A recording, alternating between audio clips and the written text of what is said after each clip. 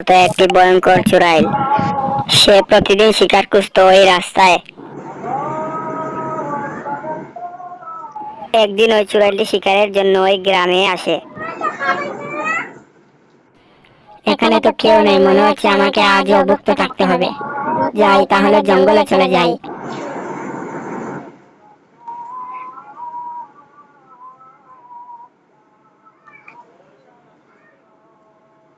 চুড়াইলটি শিকার করার জন্য গ্রামে একটি ছেলেকে খুঁজে পায়। এত রাত তুই এখানে কি করছিস? আমি এই গ্রামে থাকি। কেন, তুই কে? আমি হলাম চুড়াইল, এখন আমি তোকে মেরে ফেলবো।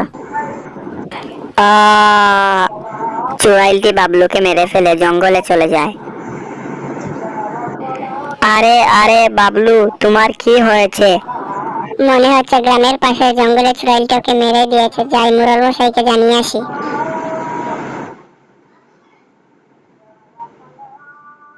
মগলু এই বিষয়টা জানানোর জন্য মুরল মশাই কাছে যায়।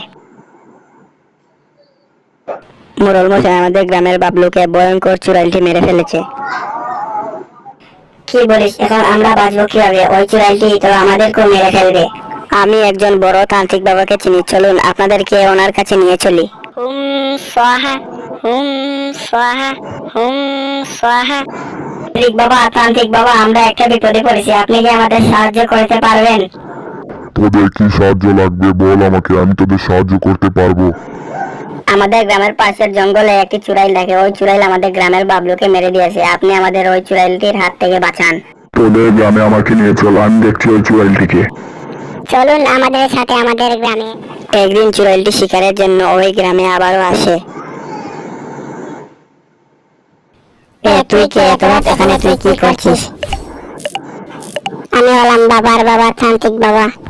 এতদিন তুই গ্রামের নিরীহ মানুষদের মেরেছিস, এখন তুই মৃত্যুর স্বাদ গ্রহণ কর।